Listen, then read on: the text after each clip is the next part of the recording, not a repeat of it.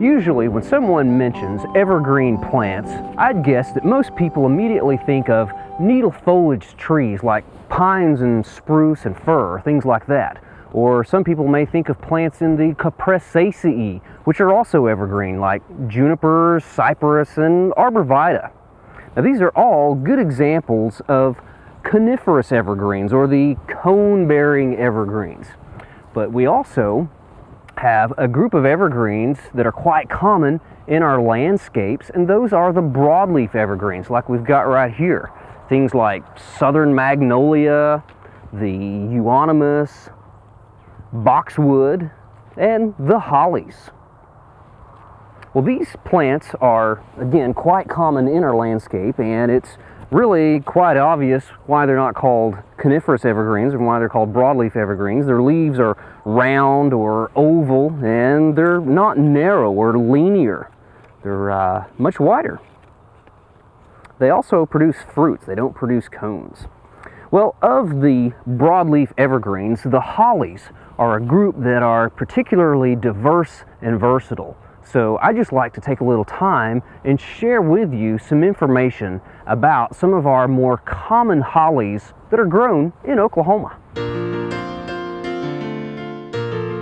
Back when I was taking my undergraduate plant materials classes here at OSU, our teacher, Professor Paul Mitchell, would say that if someone wanted to, they could design their entire landscape using hollies alone.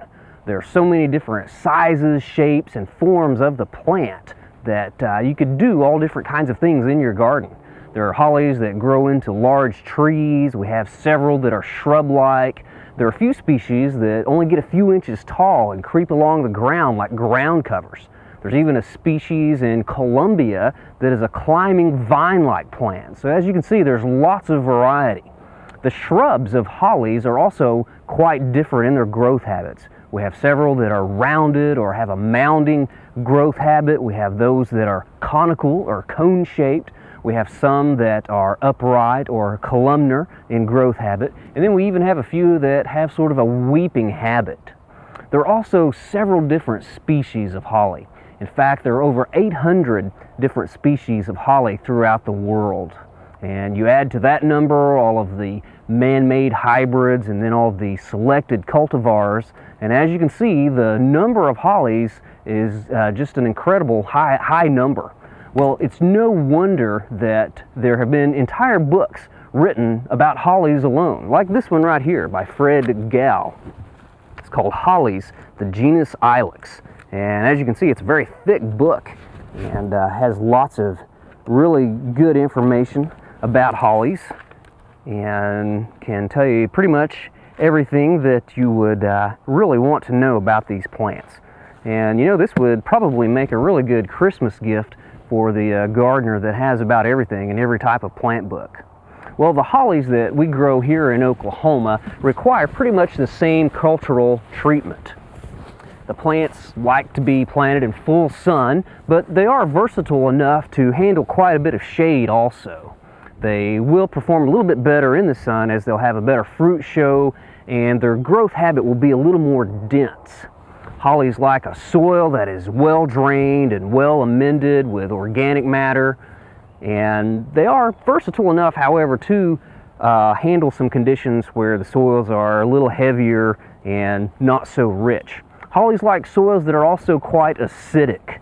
In fact, if you plant a holly in a soil that has too high a pH or one that is too alkaline, you can see some yellowing of the foliage or an iron chlorosis problem in that way. Well, one of the more popular hollies, like we have right here, is the Chinese holly, also called the horned holly. And it's called this because of the numerous, very sharp spines on the margins of the leaves. These are the horns of this holly. The Chinese holly is, like you might guess, native to China and Korea. And over there, it's known as the tiger thorn tree or the tiger spine plant. If you run through a thicket of Chinese holly, you might think you'd been clawed up by a tiger. When I was a child, I used to take Chinese holly leaves and chase my brothers around poking them, but I mostly don't do that anymore. Well, this particular cultivar is one called Rotunda, and as the name implies, it is sort of a rounded shaped plant. It's very dense in growth form, very compact, and these are usually a little bit wider than they are tall, like you can see right here. But a very popular plant around the South. The cultivar of Chinese holly, Rotunda, is a female, although we don't have any berries on this plant. It does produce the berries, and that's important to know because hollies are dioecious plants. That is, the male flowers are produced on one plant and the female flowers will be produced on yet another plant. And 99% of the time you do have to have a male to help pollinate those females to have the good fruit show. Well, another cultivar of Chinese holly that I really like is one called Carissa, and this one doesn't have near the amount of spines that the typical Chinese hollies have. It only has one spine at the apex or the tip. It's another very compact form, very low growing. We don't have any fruit on the one that we have in our garden, but it is aptly named. It is a female. Carissa Chinese holly is a female cultivar. A cultivar of Chinese holly that has very large fruit is one called Dazzler, and this one is a holly that will have some of the largest fruit of our holly species. And when we plant the Dazzler holly, we do so to enjoy the berries for ourselves, and that's because wildlife, a lot of the wildlife aren't going to really be able to eat these berries. The berries are so large that a lot of the smaller birds aren't going to be able to swallow those. Well, I have one other species or cultivar of Chinese holly I want you to take a look at.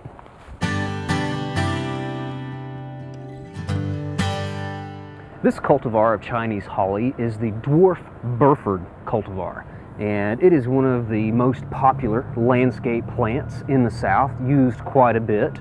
It has a darker green color to the foliage. Again, only one spine usually per leaf there on the apex or the tip, but very dark green leaves, sort of a bubbly, very raised texture to the foliage. Also a very nice glossy color. Now, the Burford Chinese holly is one that will most reliably produce fruit without a male cultivar planted nearby, and that's because it can produce fruit parthenocarpically. It's fruit that doesn't really have a seed, but you can get those berries without the use of a male holly nearby. This holly is called the Nellie R. Stevens holly, and it's a cross between Chinese holly and English holly. And as you can see, it makes a very large shrub. Right here I've got the leaf of a Chinese holly, and you can see the difference. Their spines are not as large as the Chinese holly, and the leaves are a little bit larger, and they're sort of a glossier or a darker green than the Chinese holly.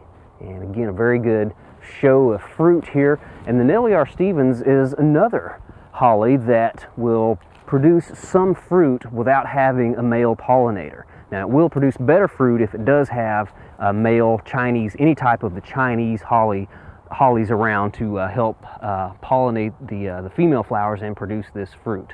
About 6.5 years ago, this row of Nellie R. Stevens hollies froze to the ground, but you can see what strides they've made in making a comeback. Oklahoma has 4 species of holly that are native to our state, including this one right here. This is the American holly, and as you can see, it is a tree. We find these sometimes in the wild, 40, 50 feet tall, even a little bit taller.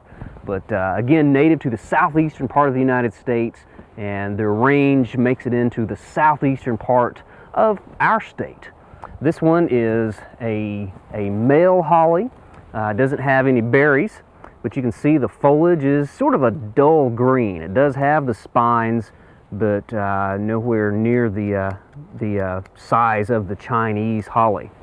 But as I said, this one is a male. Right back here we have a few females that are about the same age, same height, and just look at this beautiful display of the red berries and the green foliage. The American holly is the holly that is traditionally used to make Christmas wreaths and other decorations. So you might think about decking the halls of your home with some boughs of the American holly. There are about 1,000 different cultivars of American holly. One that is particularly showy and a good cultivar for Oklahoma is one called Greenleaf, and it is, as you can see, a female cultivar, lots of really bright red berries, and the foliage of the Greenleaf cultivar of American holly is a little bit glossier, a little bit brighter green than the traditional American hollies. A species that is quite unique among the hollies is the Yopen holly. Now this is another one of our natives. These are native to the southeastern part of the country and also make it into the southeastern part of Oklahoma. Now the botanical name for Yopen holly is Ilex vomitoria, and like the name says, if you eat the berries and leaves, it can cause you to vomit.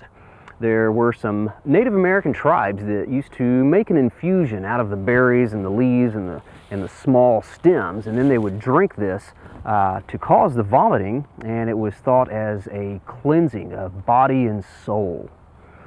The Yopen hollies are one of the most versatile of our hollies. They can handle the sun, they can handle full shade, and they're not as picky about their soil type. The stems, or the very young stems of the Yopen hollies, are sort of a whitish color, a little bit brighter than some of the others, and they don't have spines like a lot of the other hollies do. See that there are no points around the margin of these leaves. Now in nature, the Yopen hollies grow as large, dense shrubs. The nurserymen take them and they prune them into the shape like you see here behind me, with the multiple bare trunks coming up to provide the standard of the plant. But this will cause some suckering out in the landscape. We'll just have to periodically come out and clip those suckers away at the base of the plant. Now some gardeners have had success putting down landscape fabric and working it tightly around those trunks and covering it up with mulch to keep the suckering down. But we see these Yopen hollies, the large ones, trimmed in a variety of ways. A lot of people will shear them into sort of umbrella or mushroom shapes and all kinds of things like that. The dwarf Yopen hollies, the Nana type of Yopen holly, is one of the most used landscape plants around our state. We see these out in full sun. We see them in very dense shade, sheared into little round mounded shrubs, or sheared as small hedges, but they're very widely adaptable and used a great deal. Very, very good landscape plant. We have a cultivar of Yopen holly in our patio garden called Will Fleming, and it's a very columnar-shaped Yopen holly, very attractive plant. We showed you earlier in our weeping garden, we have the pendulous variety of Yopen holly, one that has drooping or pendulous branches. And there's also a cultivar called Hightower that has very small leaves. Provides a very interesting foliar effect in the garden with those very dense growing leaves. A holly that looks very similar to the Yopen hollies is the Japanese holly. And you can tell the difference because the Japanese holly has stems that are a darker color, whereas the Yopen holly's stems are more of a whitish color. Another key difference is that the berries of the Japanese holly, instead of being red, are black. One of our few hollies that have black berries. Now, of the hollies that we will look at, the Japanese holly is probably the most disease prone, and it doesn't really like our warm climates that well. So this one would probably be better off if it were placed somewhere where it got some afternoon shade. Currently, some of our more popular hollies are known as the blue hollies, like we've got right here. And this was another hybrid between the Chinese holly and the English holly. And if you look close here, you can see why they're called blue hollies. The stems of the younger, newer growth are sort of a bluish or dark purple color.